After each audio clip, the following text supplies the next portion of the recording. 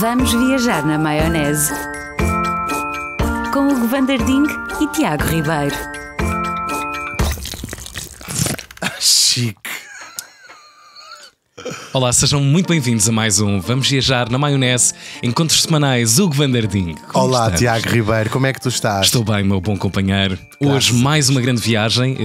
Mais uma grande viagem. Isto está sempre a subir a parada. É verdade, já fomos para norte, já fomos para sul, já fomos para este, já fomos para oeste, já fomos para cima e hoje vamos para baixo. Para baixo. Ok, Tony, para baixo. Estavas com medo. Sim, a primeira que tu ias. Mas este programa vai ser sempre a subir. Fiquem aí desse lado. Já agora lembrar-vos que devem partilhar, devem subscrever para ser a coisa mais fácil e receberem logo a notificação de que há um episódio novo. E também comentarem os episódios, insultarem. Eles na BBC vagamente. até dizem assim: deem-nos 5 estrelas, por exemplo, porque ajuda os vossos amigos a conhecer. Claro, e ficarem lá no top da coisa, subirem na parada. Nós queremos sempre subir a parada. Não somos menos que a British Broadcasting Corporation. Claro, Limitada. Unipessoal limitada.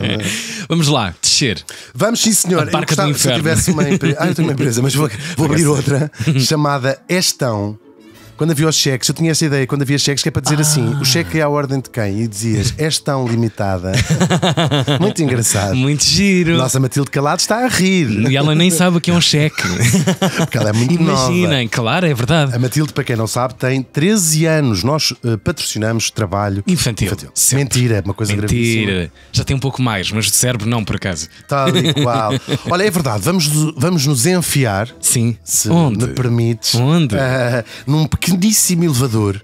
Ai, metálico, uma coisa ai, bem meu Deus. antiga, assim uma coisa. Isso dá agonias. Eu não gosto assim tanto dessa história. Aquilo é uma coisa que abana por todos os lados e faz. Sim, sim. E Aquilo é quase uma plataforma, não é uma coisa fechada, é uma Pois, coisa é espécie um de gaiola. cubo, claro, Estás claro. a descer assim. Aqui a vossa cidade tem muito, sobretudo aqui prédios antigos mais de Lisboa e do Porto também. Pois tem. Sim, aquelas coisas aqui. É engraçado ter a história do primeiro elevador, o primeiro prédio com elevador, agora não me lembro qual é, mas há assim umas histórias. Um dia vamos contar a história dos elevadores, que é Por bem, acaso é bem fixe. interessante, do Sr. Otis Otis. Redding. Quem fala? The morning sun. É o Otis. É o Otis. E então, vamos descendo nesse elevador. É um elevador muito rudimentar. E vais descendo, e à medida que vais descendo, sentes que o ar se torna mais úmido, uma coisa mais pesada. Há pó no ar. E não é da nuvem. E não é de uma festa do Mick Jagger. Isso. O pó não está em cima de bandejas, porque por sua vez estão em cima da cabeça de anões. E começas a ouvir, à medida que vais descendo, para já vai ficando cada vez mais escuro, não é? Sentes assim, ficar escuro, e vais começando a ouvir o som de umas botas a fazer slog, sabes, aqueles slog. Ui, sim. E ouves a gotejar de água assim. Plim, plim, e tu pensas, estou aí para a quinta casa do Carvalho. Isso é um thriller. É um thriller, isso é completamente Que um medo. thriller. E pronto, a cada metro que vais descendo, vai ficando cada vez mais escuro.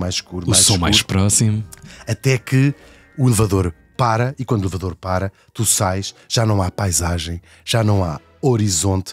A única coisa que vês são túneis e mais túneis, quilómetros de galerias onde vês homens que passam eles próprios grande parte do seu dia sem ver a luz do sol.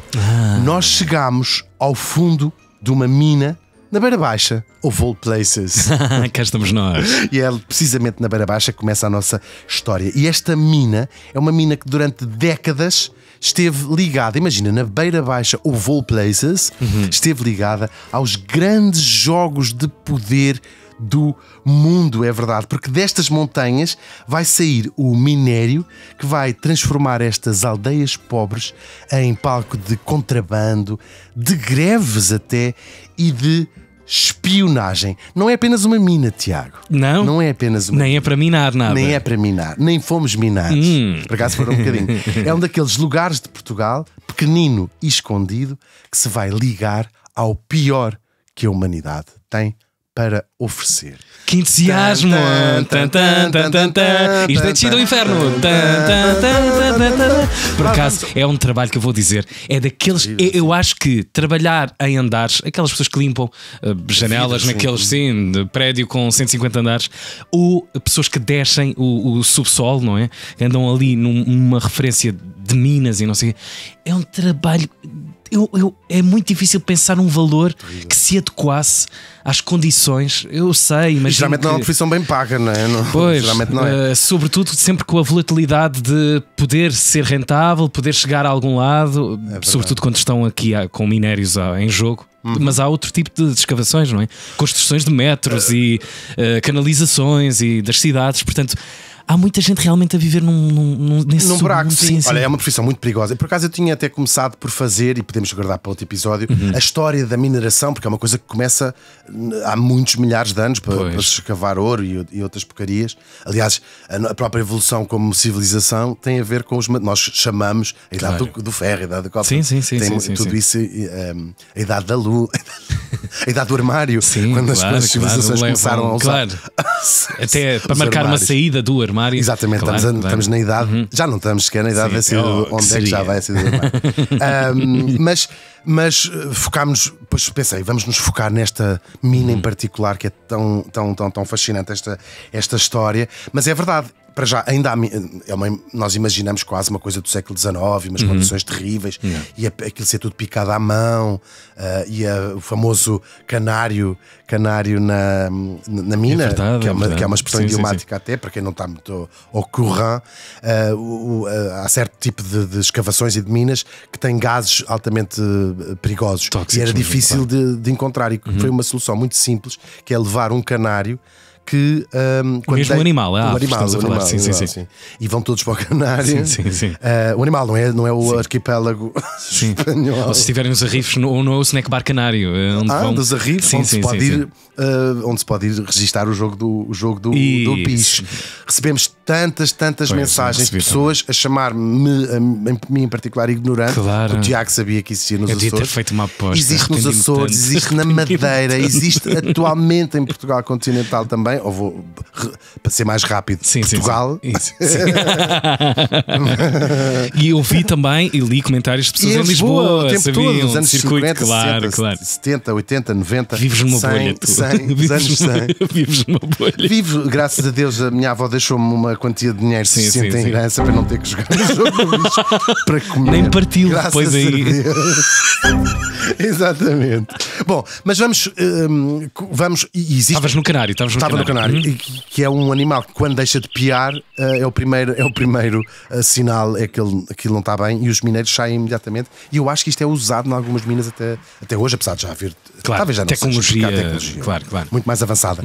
Mas vamos. Bem, e nós lembramos todos no Chile daquela tragédia. Tragédia não, que foi uma coisa felicíssima. Uma salvação com. Sim. Mas eu acho que o que mais nos horrorizou, mais do que aquela ideia, é esta ideia, como acontece quando acontece um desastre nos submarinos, ou aqueles miúdos que ficaram presos numa gruta na Tailândia.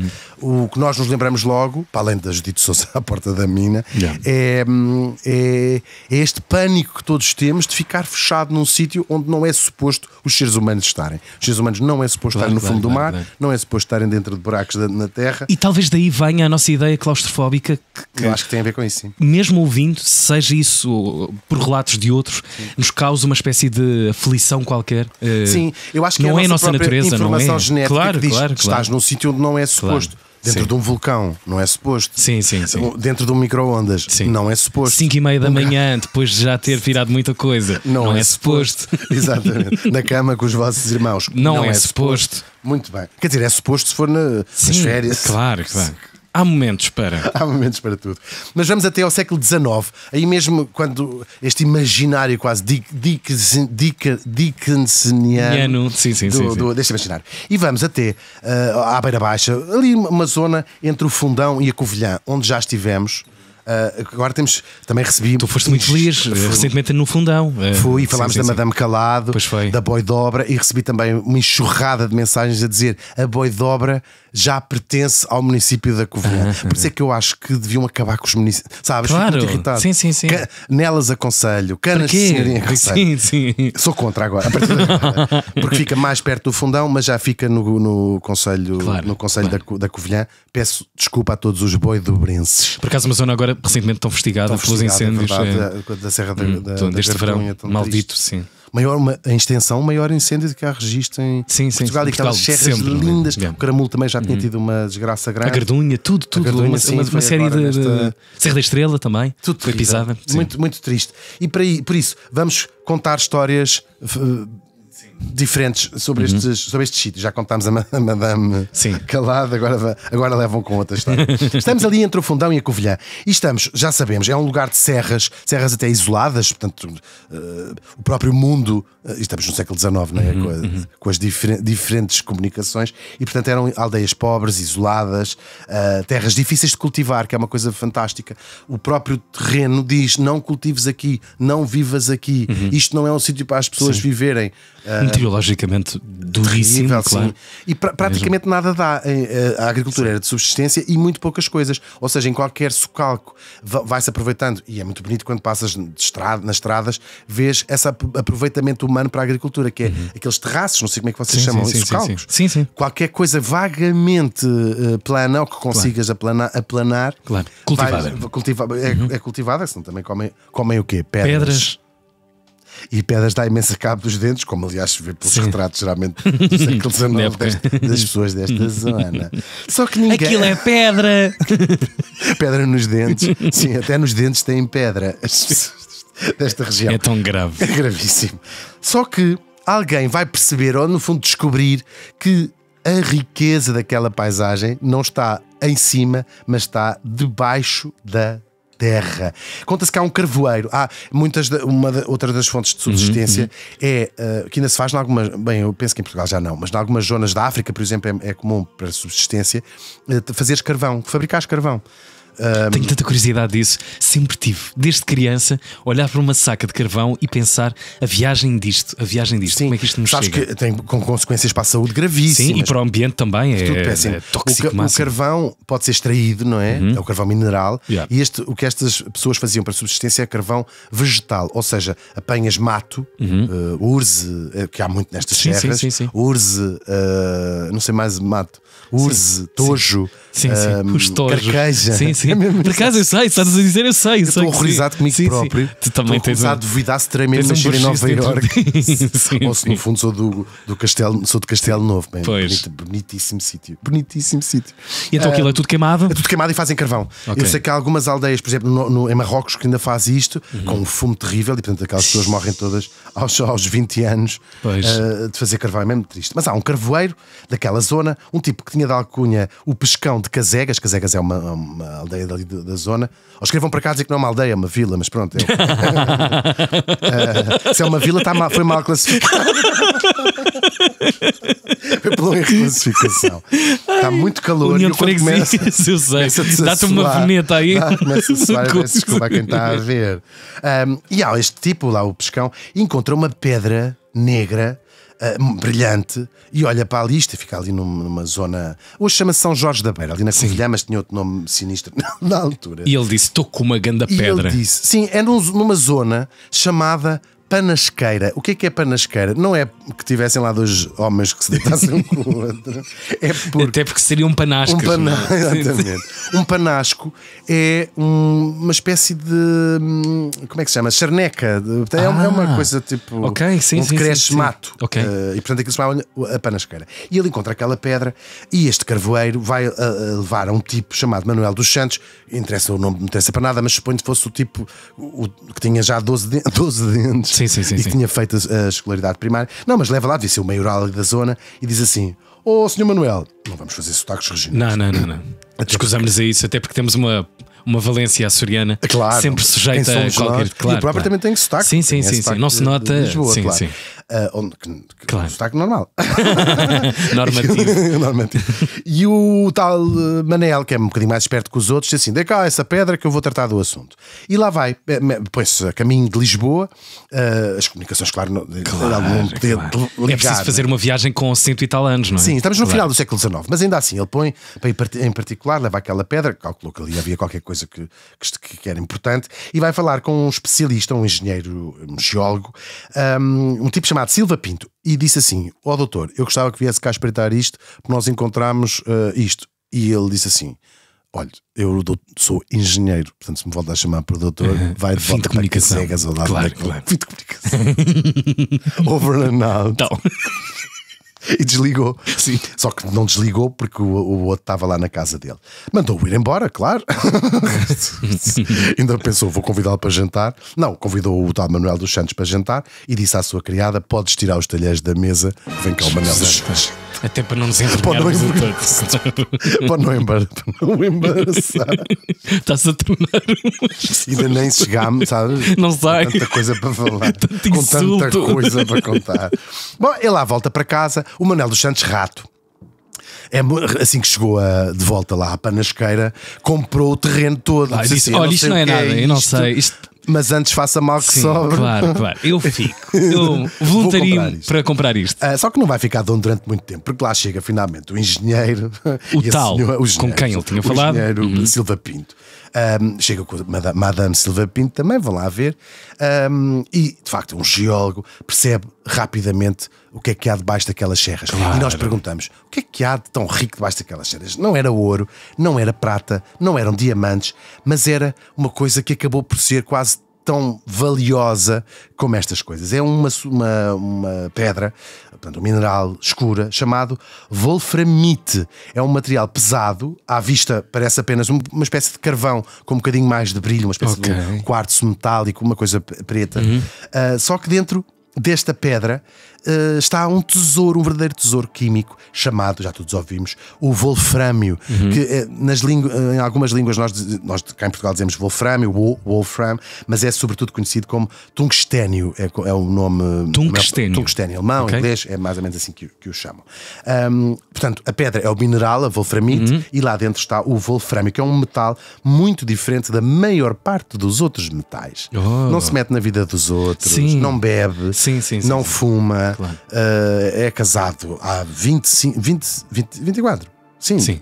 Deixa-me ver, eu tinha acabado de vir da Holanda. Sim, está, 24, 25 anos. Sim. Tem 4,2 filhos, sabes como é que sim, claro. E tem um Doberman. Sim, em casa para guardar. Sim, tem um Pitbull que ele faz criação por causa de umas lutas que ele lá. Estamos a falar do engenheiro? Não, é da Wolframio. Sim. Mas o engenheiro era igual. Lá chegou o engenheiro com o seu namorado, bastante mais novo. E qual é a particularidade do Wolframio? É que tem o ponto de fusão, portanto, onde se derrete, é um metal, não é? Mais alto da tabela periódica. E isso dá-lhe características. Dá-lhe muitas características. Usando numa liga com outros metais, faz com que aquele metal fique praticamente indestrutível ao calor. A ideia para sempre dele é um bocadinho mais longínqua que os outros, não é? A ideia de fortificação da coisa. Ou seja, imagina, misturas isto, tornas qualquer metal, qualquer liga que faças com o wolframio atingir temperaturas altíssimas. Portanto, fica, por exemplo, se misturares com ferro, o ferro não se derrete, e depois é tão denso e tão duro que, se misturares com o aço, transforma na verdadeira muralha de aço. Nós estamos ainda no fim do século XIX, as aplicações disto são eminentemente industriais, para fabrico de várias coisas, mas isto vai ter depois uma importância muito, muito grande lá mais para a frente. Queres fazer a tua... Não, tu já nos contas dessa importância e desta história, e já percebemos que é uma história que vai mudar para sempre a história e a determinação daquele lugar no nosso mapa nacional e quem sabe até mundial. Para já as palavras do nosso patrocinador. E agora, umas palavras do nosso patrocinador. Hugo, emprestas-me as chaves do teu carro. Até o teu carro? Vendi-o para continuar a jogar. Mas agora ando muito mais a pé. Os jogos da Bacana Play são de facto muito divertidos, são mesmo divertidos. Mas não se esqueçam que devem usá-los apenas como divertimento. Por isso, joguem com responsabilidade. Bacana Play, dá um play na vida. Foram as palavras do nosso patrocinador. Estamos a fazer uma viagem hoje por Portugal e com um minério daqueles mesmo, uma coisa valiosíssima. É verdade, o wolframio, que tem estas características todas, que transforma o aço em aço, ferro em ferro e o ar em nada. O ar de Fátima, que nesta altura Nossa Senhora ainda não tinha aparecido, porque estamos em 1898, mesmo ali a findar o século XIX. Panasqueira. O Silva Pinto, que também não gostava pouco, vai comprar a terra ao Manuel dos Santos, vai registar uma companhia, uma empresa, que é o primeiro registro mineiro daquilo que viria a ser, já toda a gente ouviu este nome, suponho, as minas da Panasqueira, um clássico português. A coisa ainda da história de Portugal. E da história de Portugal e até da história da Europa, vamos já ver como. A coisa ainda era mais ou menos industrial, só que rapidamente vais mobilizar ali o pessoal todo. Ele funda aquela empresa, as Minas da Panasqueira, que não é só uma, aquilo é uma rede. Um complexo. É um complexo, sim, tem vários sítios. Pode-se visitar, é um sítio muito fantástico de visitar. Tem um núcleo museológico, é verdade mesmo. Museu, é verdade. Sim. É verdade. Mas pronto, nesta altura aquilo não era nada, ainda nada, não é? Pedra e fome. Sim, e então. Havia a própria extração da pedra que se começou a fazer, uma mina, mas aquilo ainda, tal como a tinham encontrado, ainda havia espalhada pelo terreno. E portanto havia uma rede de pastores e tudo, começou a apanhar aquilo, empregava já mais ou menos, eu não sei se empregava é o bom termo, porque não era uma coisa tão oficial, não tinha um contrato, era tudo a receber. Homens ao dia, não é? Força braçal ao dia. Ou seja, trazias 10 pedras, toma lá uma carcaça, uma sardinha. Com manteiga. Isso era com 15 já. Com manteiga, Tiago. É terrível. Porque depois há sempre esse polo, não é? De alguém que tem uma visão e que se acelera no processo. O Silva Pinto. Já vão perceber, claro. Bom, e o Silva Pinto também já vai sair rapidamente de cena. Mas ainda assim já era uma rede mais ou menos de 100 pessoas nesta fase muito, muito industrial. Só que, claro, começa a chamar-se, começa a falar desta história e rapidamente vai entrar aqui aquilo que o Jerónimo de Sousa chamaria o grande capital. Eu depois não me atualizo mais, como é que se chama este mais recente. Continua igual. Sim. Mas não me lembro do nome. Os políticos mudaram tanto de personalidade. Já não temos muitos políticos que sejam carismáticos, tu te consigas lembrar. Há um que diz hoje. Nem os próprios se lembram. Quem é esse? Não sei, mas há um que eu já ouvi dizer hoje. Não sei eu acho que isso manda mesmo. E o outro também não sei dizer, pois há um que não sei mesmo. Olha, uma pergunta, por falar em quem manda. Este assunto rapidamente galgou para o rei? Chegou à coroa? A ideia de que está ali a acontecer uma coisa? Sim, chega assim, perceber-se que há ali uma riqueza grande. Claro, Portugal nunca teve assim esta coisa, não tem minas de ouro fantásticas. Bem, a própria agricultura é mesmo só de subsistência, é uma teima. É muito engraçado. Outro dia pensava nisso e lia o engenheiro Sousa Veloso, que nós conhecemos, sobretudo daquele programa incrível da RTP, que acho que foi o programa mais longo da RTP.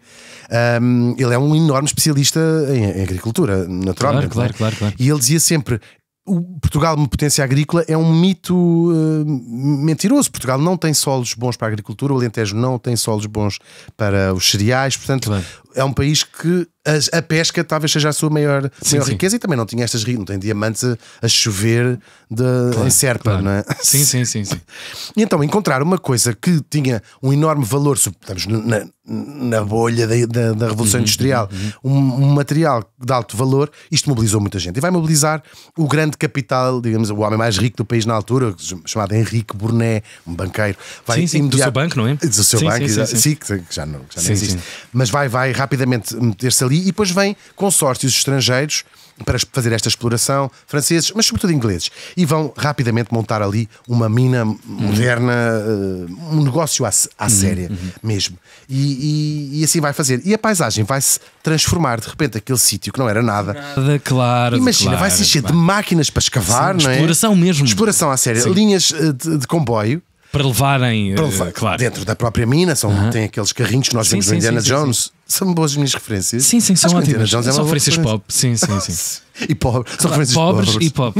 Exatamente. Mas imaginar um sítio inóspito, do nada, de repente começou a ter ali uma concentração de pessoas, de máquinas, de barulho, tudo. Mobilizar aquela gente toda. E vão nascendo casas para melhor para os engenheiros, vêm muitos engenheiros portugueses e estrangeiros, portanto precisavam de morar ali. Vai crescendo, olha, vou dizer, uma cidade ali na Panasqueira. E depois os bairros, há muitos retratos mesmo já do início. Aqui já estamos em, vou dizer, 1910, 1911.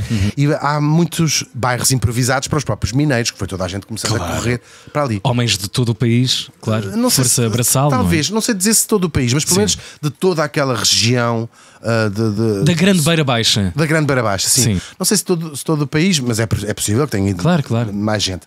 Também havia outros focos de indústria, não é? No Porto e em Lisboa, portanto as pessoas iam fugindo para onde fosse mais perto. Mas vão ali uma data de gente. E de repente, uma região basicamente esquecida no mapa, não estamos a falar de Viseu ou de Fundão. Claro que já eram centros urbanos, obviamente, não é? Sim. Mas isto eram as serras, não é? Quase a ideia da cidade e as serras, isto era as serras. Era uma região esquecida no mapa e passou de repente a irem lá os engenheiros estrangeiros, gente de frata e gravata, misturada com pastores, com os seus cães, naturalmente lá iam com os seus automóveis, e sobretudo uma transformação que começa a existir com a própria Revolução Industrial, que é a transformação. Nós às vezes não pensamos muito nesta ideia, que as coisas acontecem com uma enorme transformação na vida das pessoas.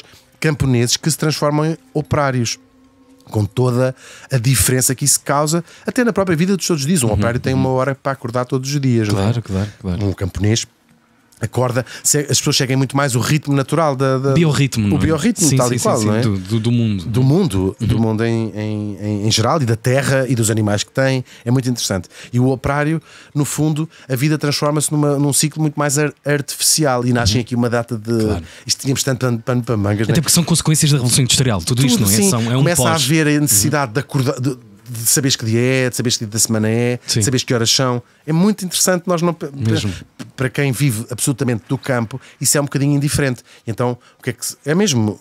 Claro, é óbvio. Sei, claro. Não é preciso saberes que são 8h35, é preciso, percebes que são 8 da manhã, porque pelo sol, os sinos da igreja fazem. Trabalhas até o sol estar alto, quando estar alto vais descansar. Os dias absolutamente da semana. Portanto, já sabemos isso. E a vida vai começar a passar-se debaixo da terra, que é um sítio ótimo para a vida. Passou-se completamente, não foi? Passou-se completamente. As pessoas passaram para lá. E também à superfície vai aparecer toda uma nova economia, naturalmente. Em 1911, de facto, aquilo passa para um consórcio inglês e as voltas que isto deu. Do nada, não é? Lá do Pescão ter encontrado uma pedra brilhante. E vão chegar as novas lavarias, que é como eles chamam aquelas sítios onde extraem o minério. Sim, o minério, primeiro é o minério, depois é que é o metal, que eu não percebi nada disso. E fazem até um cabo com 5 km, um cabo aéreo onde vão passando as coisas, e isto é o sinal claro de que aqui já não há improviso, estamos a falar de uma indústria à sério. Agora, claro, ainda não a tinha. Depois aqui começamos com a Primeira Guerra Mundial. É verdade que este wolframio ainda não tinha o valor enorme, estratégico que vai ter mais a seguir, mas já se percebia que aquilo, a Panasqueira, não era mais uma mina como há aí tantas pelo mundo. Era um lugar, de facto, brilhante.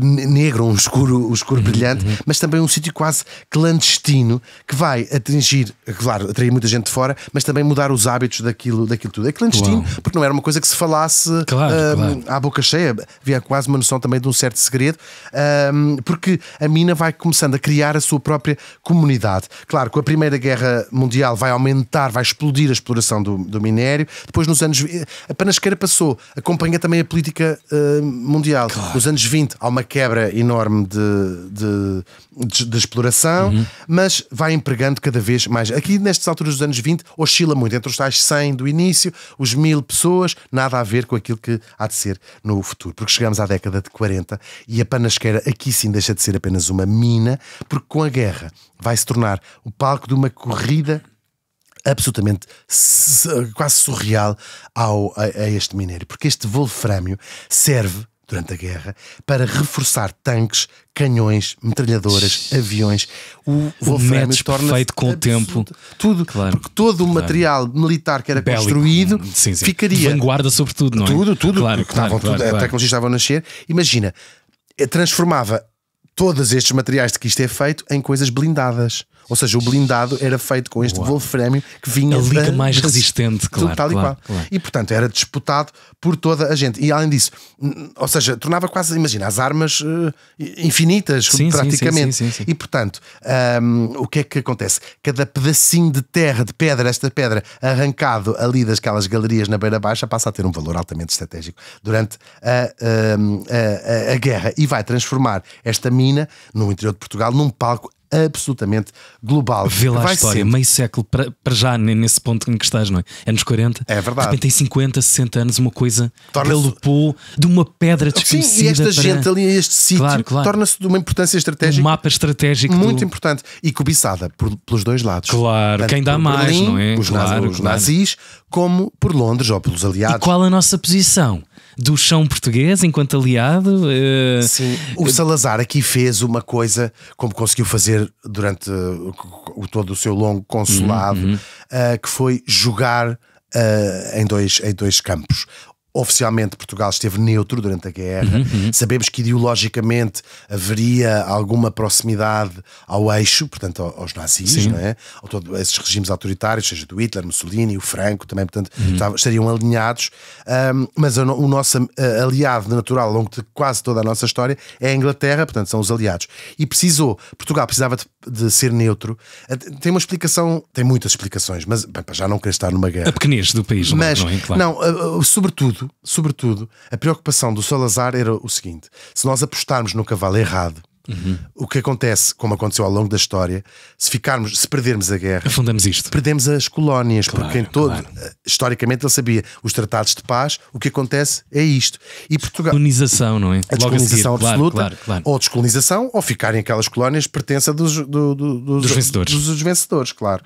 Ainda por cima, isto era o fim de impérios, não é? A Segunda Guerra Mundial vai declarar o fim do Império Britânico, enfim, uns anos mais tarde, mas sim, era o fim e o Salazar teve sempre muito medo disto. E fomos sofrendo as pressões, claro, os americanos, como sabes, do teu arquipélago. Com usarem aquilo como uma pista de aeroporto. Fizeram um no meio ultimato, Sim, disseram: olha, claro. quer alugar a base das Lajes, Quer ou quer alugar? quer ficar sem os Açores. Sim. Escolha.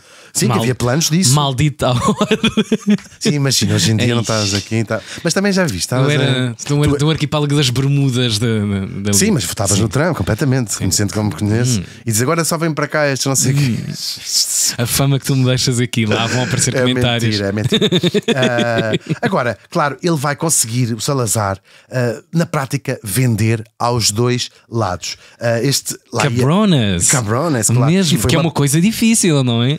E ao mesmo Mas também é tempo, desejada pelos dois lados, portanto, fica a muito, coisa muito, que, muito, pois, muito. claro. Para já, para além de ser uma fonte de receitas muito grande, se pensarmos bem, acabava por ser a própria. Ou seja, o Salazar comprou a nossa naturalidade vendendo precisamente para os aos dois lados, claro. Porque claro, assim conseguiu claro. estar. Ficas no meio. Estar no Sim, natural. claro. É muito interessante. E um bocadinho às claro, claras, não é? Para um lado e para o outro. Sim, de certa maneira, sim. Claro. Era assim. Até porque há nada neste mundo. Há serviços secretos de um e do outro lado que Havia, sabem e Portugal- dessas movimentações comerciais. Muito. Isso é uma das partes mais fascinantes das Pois, minas da Panasqueira. claro. Nada aqui é muito às claras. Estamos no meio de uma guerra global, uma guerra devastadora. Portanto, tudo se faz quase nos meandros da diplomacia. Não havia esta coisa da opinião pública, quer dizer, era tudo muito diferente. Sim. E muito daquele ouro que tanto se fala, que o Salazar, o Banco de Portugal, as reservas de ouro de Portugal se encheram nesta fase, e o Estado Novo foi um período de equilíbrio das contas, é tudo verdade, mas muito também por causa do Wolframio da Panasqueira e outras coisas, mas de facto encheu os cofres de Portugal. E então, em Lisboa, sobretudo, a parte diplomática e dos espiões, Lisboa transforma-se num ninho de espiões, onde também o Wolframio é assunto. É matéria de discussão, muito, claro. Pelos diplomatas que vão fazendo estes jogos. É fascinante descobrir estas coisas. E acontecia quer nas embaixadas, quer na diplomacia mais pura, quer nós imaginamos um hotel da Baixa onde se encontra coisa com o chapéu, o Dick Tracy. Sim, o cachimbo. Com o cachimbo. Espias também. Não dá para pôr essa pedra no cachimbo. Isso não funciona assim. Wolframio não é para aí. O meu cachimbo de crack. Mas calhar alguém tentou fumar tungstênio. Eu gosto mais de dizer. Hugo, eu estou empancado na ideia da Panasqueira estar no centro disto tudo. É incrível. É mirabolante. Segunda Guerra Mundial e Panasqueira. E tu imaginares o creme de la creme dos espiões, que Pois, claro, era o mesmo claro, ninho. claro. O creme de la creme dos espiões europeus aqui, europeus e americanos também. Mas imagina, e os diplomatas todos a falar The Minas of Panasqueira. Yeah. Os ingleses, ou os Minen de Panasqueira, se fossem nazis, ou Mina de Panasqueira. Fica tudo melhor em francês, Claro. prova. Panasqueira não é um nome genial. Eu não gostava de ter uma filha chamada Panasqueira, Sim. nem um filho. Nem um filho também, sim. Mas a rentabilidade ajudou a contornar essa. Exatamente. Agora, o efeito desta corrida vê-se perfeitamente nos números. Nós temos em 1934, trabalhavam lá 750 pessoas, já é respeitável. Depois, em 42, isto salta para as quase 5 mil. E em 43, portanto, no auge da guerra, já trabalhavam 10 mil pessoas. Muito fora. Ali na mina. É imensa gente, 10 mil Muito pessoas. fora. Claro. E para terem ideia, numa das lavarias, aliás, daquela zona, chegavam a sair 300 toneladas por dia e da própria Panasqueira 1000 toneladas por dia de tungstênio, estrogênio. Percebem o contexto de a guerra alimenta? É esta a frase aqui. Tal e qual. Ou seja, saía dali as pedras que iam matar milhões de pessoas. É estranho fora, mas é exatamente. E continua nos tempos que correm, com as guerras que estão vigentes. São outros cenários, outras coisas, mas estamos aqui no mundo do armamento. Claro, uma coisa, em tempos de paz tem muitas outras aplicações ótimas e tudo mais. Sim, mas muito do armamento que foi construído da Segunda Guerra usou material vindo dali. 1000 toneladas por dia. É muita coisa. Assim como mais que percebe. É muita pedra. Agora, ao mesmo tempo que isto acontece, agora é a parte mais romântica ou engraçada, nas aldeias de toda naquela região começa uma verdadeira febre do ouro, quase como a gente ouve falar. Claro, porque nem tudo vinha da mina, muita coisa aí espalhada, abres um buraco e sais mais. Então começa uma rede e começa a ser público. Camponeses que mal tinham dinheiro para comer. Uma rede lateral de exploração. De imenso, de contrabando, claro. de roubar da mina, não é roubar, levar nos bolsos e vender cá fora. Claro. Mas apanhar dos montes e vender no mercado negro, vender a quem queria comprar ali fora, para depois se calhar até a vender para negócios estrangeiros, não faço ideia disso. Mas começa a aparecer ali naquela zona gente que era muito pobre e de repente começa a aparecer há retratos disso. Pequenas fortunas. Sim, mas ainda por cima, coisas, símbolos para gente muito pobre, camponeses muito pobres, era uma coisa extraordinária, não é? As pessoas andavam descalças a maior parte do tempo. E de repente aparece Dona Lourdes, não sei se é o nome deste tempo. Olha, aquela. Com sapatos, salto, vestidos de seda. Isto começou a aparecer. Brincos, claro. Né? A fazer muito dinheiro. Mercedes, BMs e não sei o quê, logo ali. Não sei se carros poderia ser uma realidade, talvez sim. Estou a brincar, mas. Ou seja, é esta a ascensão. Olha, ainda por cima, quando é estas coisas de contrabando e tudo mais, é muito costume. Não vais pôr em contas do banco, nem essas. É muito costume apostares em coisas. É quase como a princípio da lavagem de dinheiro, não é? Pois, claro. Compras coisas muito caras. Nós vemos estes gangsters todos e esta gente da droga ter os Rolex e os ouros, precisamente, claro, os relógios, porque é uma algum forma tipo de carros de ter dinheiro. Exatamente, que são vendáveis depois, não é? Tal e qual. Claro, portanto, claro. E não passa pelo mercado financeiro oficial. E depois essas pequenas gadgets, assim, é possível alguns carros, mas até os pessoal mais novo, isto tem muito parecido com o tráfico de droga até, começaram a aparecer com o quê? Telefonias, que era uma coisa absolutamente dos anos 40, era uma coisa incrível, e de repente aquela gente fica rica praticamente.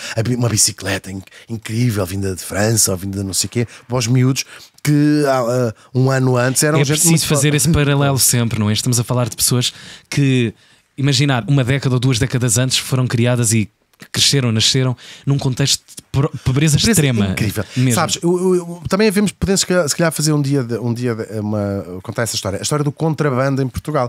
Acontece sobretudo na zona raiana, que também esta zona é uma zona que fica na fronteira. Já demos aqui a colar alguns ecos disso, nós falámos, ainda não vamos todos morrer. Falámos do café, exatamente, do início da carreira até do comendador Rui Nabeiro, desse. Sim.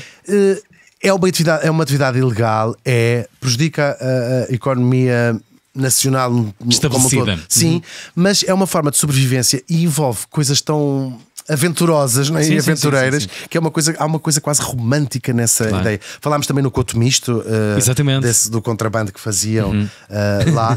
E agora, é muito engraçado. Esta gente deixa de viver da agricultura para não dar para nada, é melhor vender aquelas pedras negras.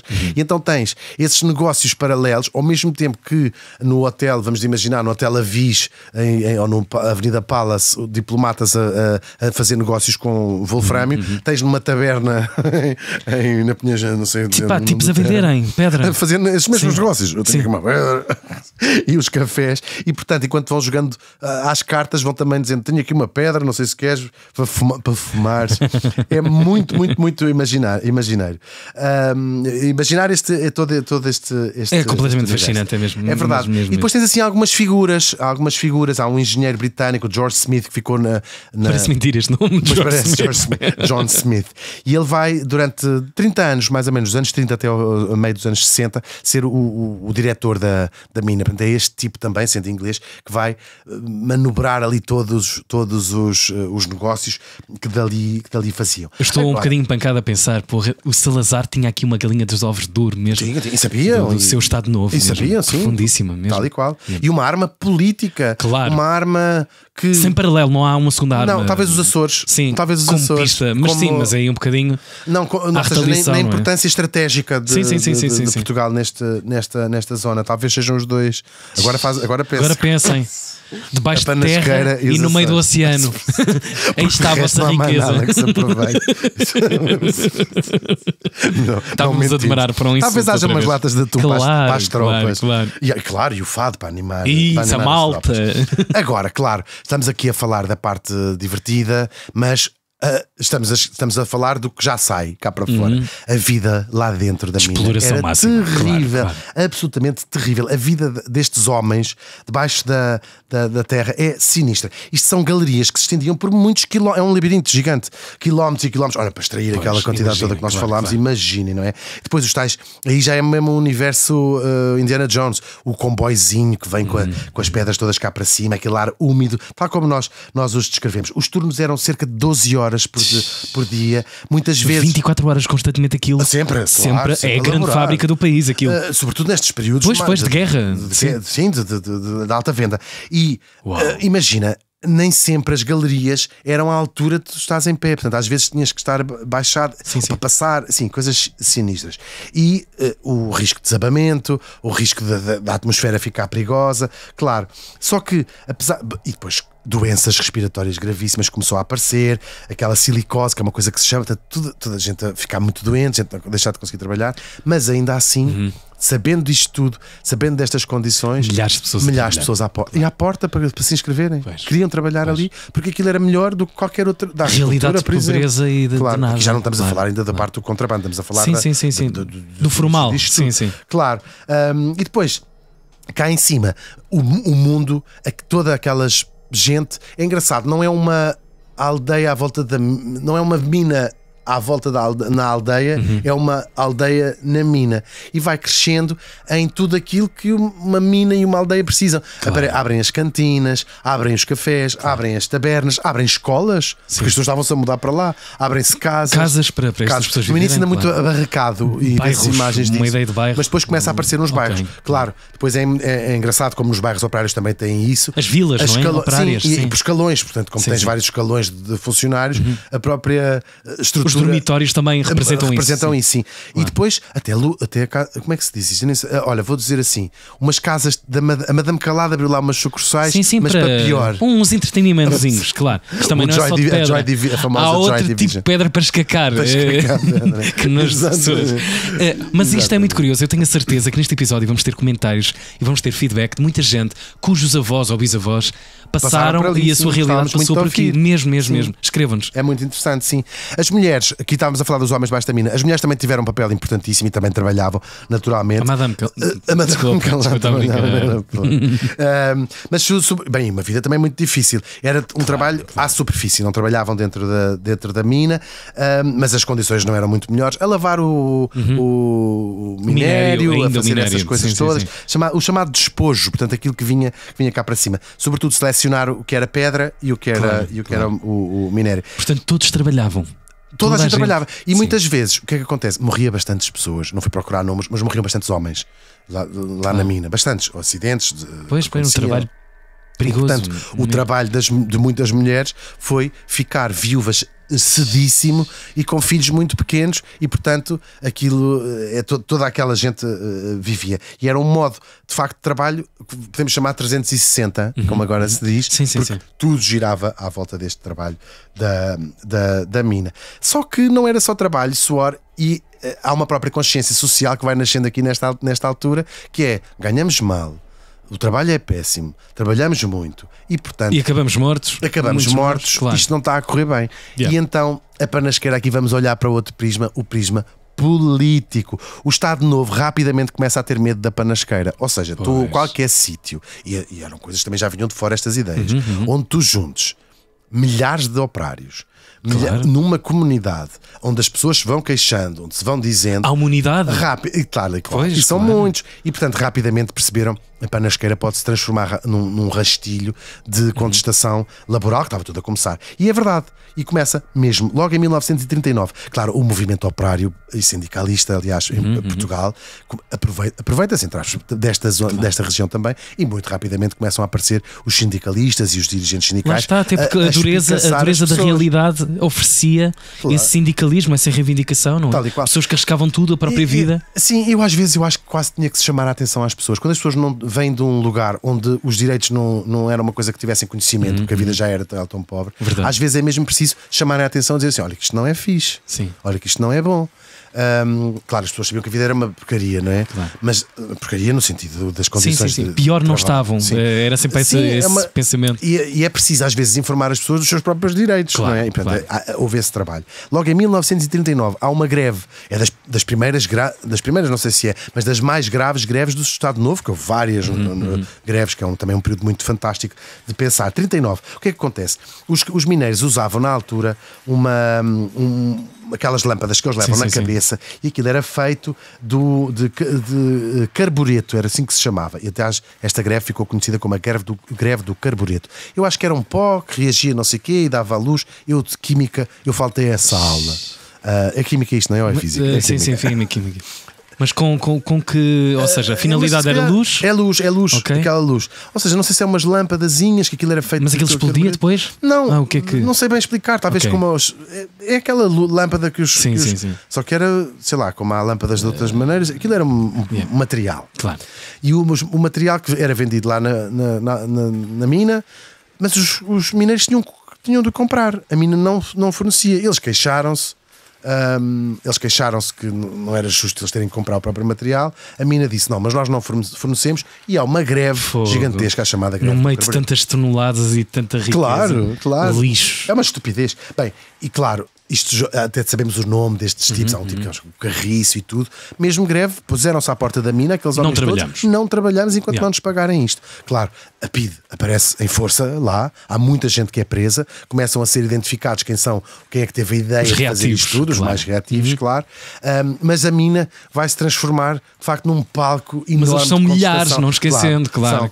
E sobretudo, quem se vai infiltrando ali nos anos 40 e nos anos 50 são esses tais sindicatos clandestinos, a maior parte deles se põe ligados ao Partido Comunista, são clandestinos, não é? Estes dirigentes sindicais. E então, estamos em pleno Estado Novo, claro que sim. E imaginamos já aqui, ou seja, existiam sindicatos, mas tinham outra função mais corporativa, não é? Mas estes são de reivindicação de direitos dos trabalhadores. E então, imaginamos a outra camada, não é? Já temos a guerra, já temos os espiões, já temos o contrabando. E agora imaginamos estas reuniões secretas lá em sítios para se organizarem então os tais plenários a dizer isto não há direito, isto não há direito. É mesmo muito fantástico. E vai se transformar um dos grandes polos da contestação operária, do movimento operário dentro do Estado Novo. E cada greve, cada protesto, cada panfletos, corriam panfletos. Acordavas perto na panasqueira, claro. E tinhas cartaz a dizer: os ricos paguem a crise, Ienes matou-Sá, o ar-condicionado mata as pessoas, Cavaco, ladrão, já para a prisão. Isto são frases que eu lembro de ler nas Ienes matou-Sá nos anos 40. São frases que eu já li alguns. Mas ainda não tinham acontecido, mas já se liam, claro.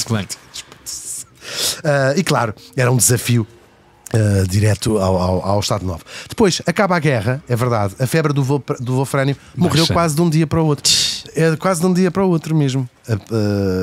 Claro, o preço cai imenso e isto evapora-se de um dia para o outro. E muitas daquelas famílias que tinham ficado ricas são compostas com o contrabando, de um dia para o outro acabou-se a mama e aquilo começa a cair.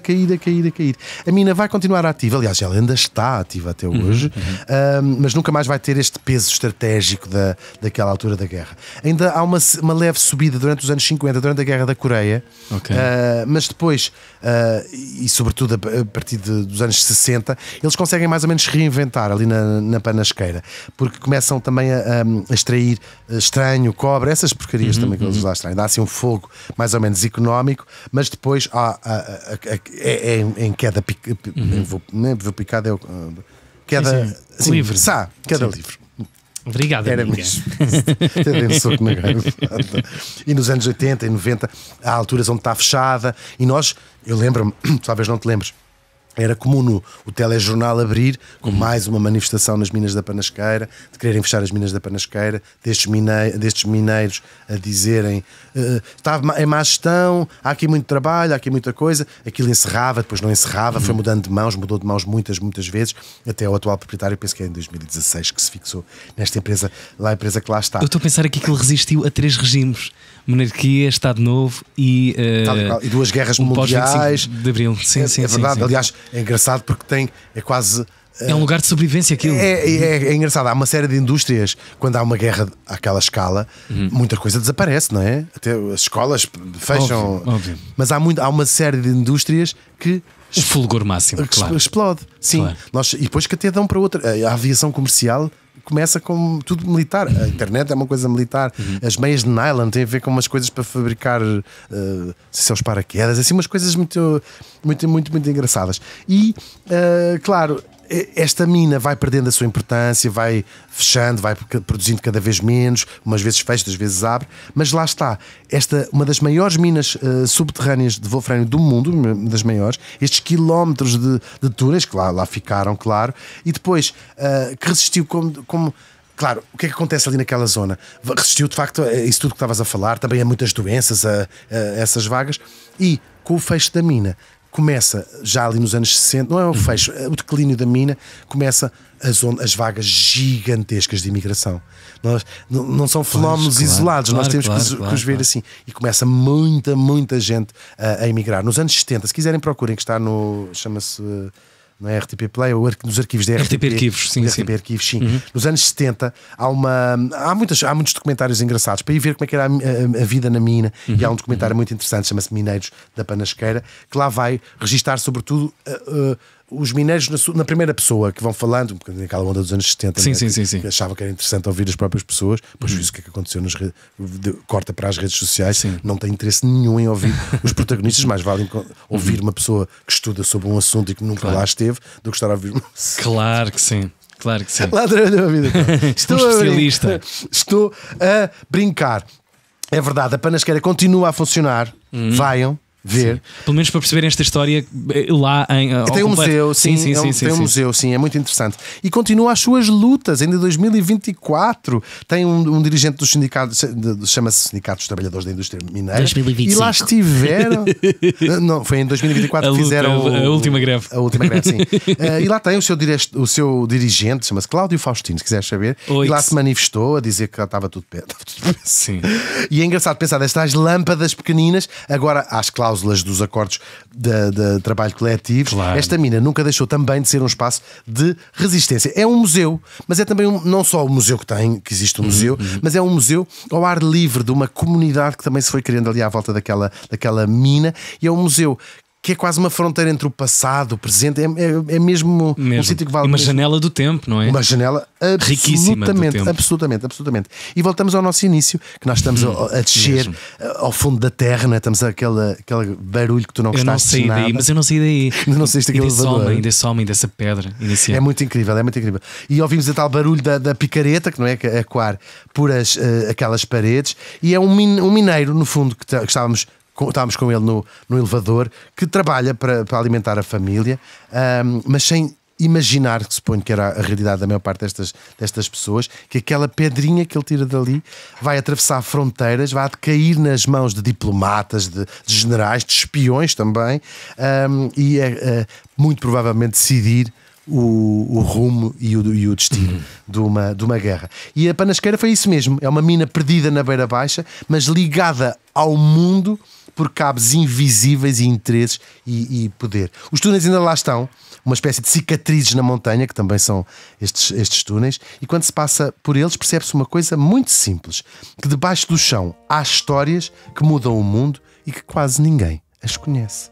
E ficaram aqui a conhecer uma grande porção de história finais do século XIX, início do século XX e uma porção integral do século XX. Já foste à Panasqueira? Nunca fui, mas saio daqui deste episódio com a promessa de que vou realizar isso rapidamente, mas obviamente faz parte do ensino obrigatório, pelo menos em Portugal, de sabermos da existência destas minas. É muito fascinante esta história. Mas talvez não tenhamos... fascinante, Matilde? Sim. Talvez nunca tenhamos ouvido, do ponto de vista pessoal, e de tantas vidas, tantos milhões de vidas, aqueles que foram cilindrados por essa pedra e o composto que ela realizou em armas e, como percebemos, e tanques e não sei o quê. Vais-me dar um prémio. Não, eu vou agradecer. Vamos ter que criar rapidamente a Gaivona de Ouro. É um prémio que está para nascer. Portugal tem de conhecer essa realidade e hoje entregaria estas vidas a esses anónimos que por aqui continuam, como perceberam, a lutar num lugar de riqueza e de pobreza ao mesmo tempo. Gavotas de Ouro, nós regressamos para a semana com mais um Vamos Viajar na Maionese. Eu quero agradecer aos nossos amigos da lavandaria que realizaram esta brincadeira que nos alimenta. Já ando a perguntar pelas nossas gaivonas. Mas também agradecer. Esta em particular é a Simone Olivença. Esta Simone, não, Ivete Sangalho é o nome dela. A produção da Força de Pressão, o dos nossos amigos da Bacana Play, ainda também a música do Noise Earth e a locução da Nia Tomé. Estamos de regresso para a semana. Até para a semana. Tchau! Vamos viajar na maionese com Hugo Van der Ding e Tiago Ribeiro.